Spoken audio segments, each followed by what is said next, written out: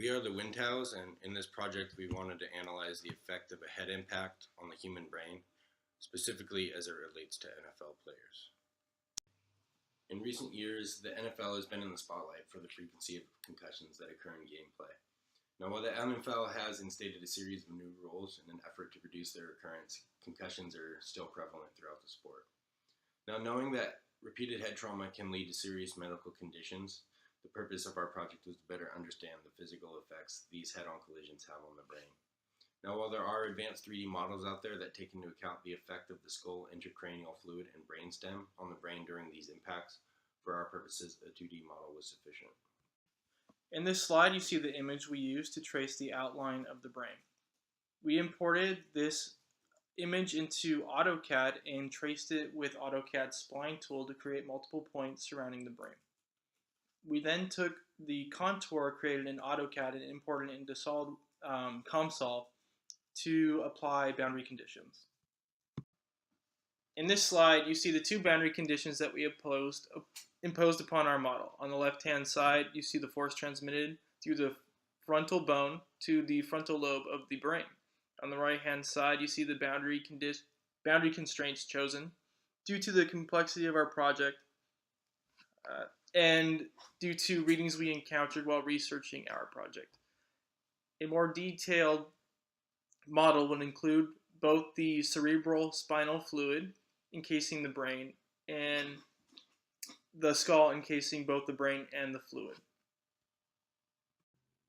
So the COMSOL simulations were analyzed to obtain deformation and stress results for a 1300 Newton force applied to the frontal lobe of the brain. The results yielded a maximum displacement value of 62.7 micrometers at the first time step of 0.1 seconds, which occurred near the applied force. These results are shown in the left figure and in the middle figure as well. The maximum stress values obtained was 15.5 kilopascals at a time step of 0.1 seconds, but was observed at the edges of the boundary constraints and the boundary loads. Additionally, COMSOL animations were used to visualize the mechanical behavior of the brain that depicts both the displacement and the von Mises stresses that occurred due to impact. So here we're going to be showing an animation of the force transmission through the brain and the effect of the displacement within the brain.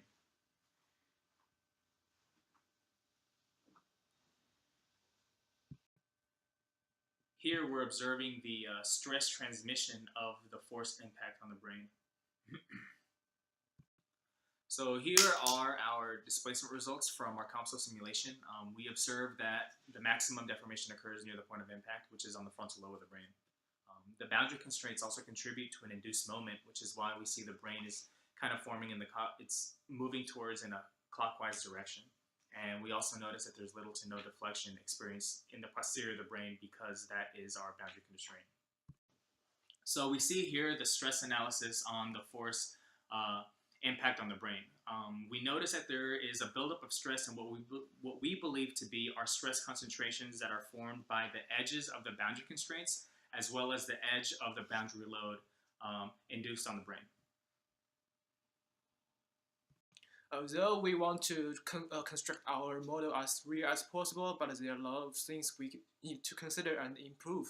For example, we neglect our skull and the cerebral spinal fluid and the brainstem, which is a large effect on the outcome of research. Also, we make a lot of assumptions, like we assume our boundary load and boundary constraints, which is not as real as possible. So in the future, we will improve these conditions. Okay, in general, our research do the study on the deformation of the impacts during when the football players collide with each other during a football match, and we know that we have already gotten data of the research, and thus we can use this data for the prevention in the future. And for our approach, the process is that we use the brain model with as similar as possible with a real brain, and the concept that there is no skull, no fluid, and no stems as mentioned before. And what we can do next is to improve our model and apply forces on different points so we can do the test as real as possible.